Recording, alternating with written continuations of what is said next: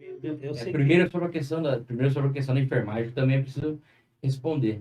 Todos nós somos favoráveis à questão de incluir na tabela A, desde que o governo federal cumpra o seu papel. Foi isso que nós falamos lá, conversando com os enfermeiros. O que é cumprir o papel? Cumprir o papel do aporte aos municípios. Sim. O aporte de hoje é vergonhoso. É fácil aprovar a lei e não dar o aporte aos municípios. Inclusive, o aporte de hoje ele tem um tempo limitado. Então, nós queremos, para mim, o enfermeiro tinha que ganhar o triplo que ganha hoje.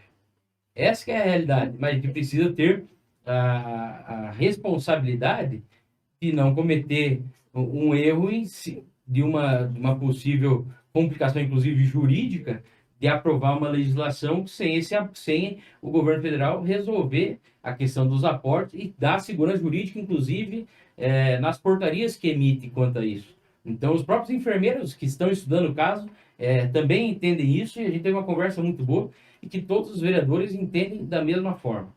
Como resolver Agora, valorizar então a classe? mas eu preciso falar. Deixa eu falar um pouco, Lisel.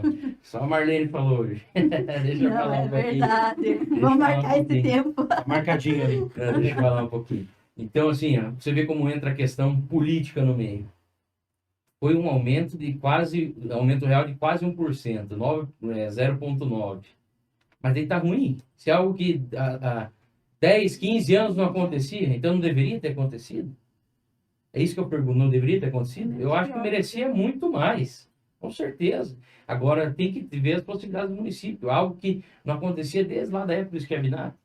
Também a questão do ex-prefeito Lúcio fez muitas coisas boas para os servidores, sim. Essas duas mudanças, inclusive, estavam no plano de governo, ele simplesmente cumpriu o plano de governo.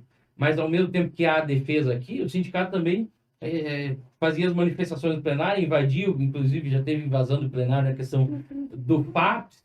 Então, assim, para você ver como a questão política é dinâmica e muda também. Então, a gente precisa sentar e discutir, Marlene, isso eu concordo contigo. Eu, particularmente, sempre estou à disposição, você sabe isso, nós conversamos já, inclusive, no início do ano, sobre as pautas do sindicato. Agora, a gente precisa também reconhecer a questão de legislação, como você bem disse, afirmou várias vezes da questão do teto constitucional. Não há como essa questão dos servidores que já ultrapassaram o teto e não recebem, não há como resolver se não mudando a Constituição. Então, só mudar o plano de carreira, você sabe também, não é possível aplicar o que estão oferecendo. Então, a gente precisa sim sentar e chegar num denominador comum, que hoje vocês não querem defender os médicos, porque são os médicos, mas amanhã são os dentistas, depois são quem?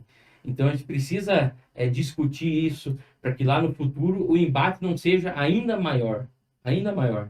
E outra, a gente precisa falar, os agentes políticos no governo passado já tiveram 4 anos de congelamento de salário, de subsídio, e agora, então, se completou 7 anos sem a recomposição inflacionária de subsídio. Isso também prejudica a questão do teto, do cumprimento do teto. Isso prejudica quem?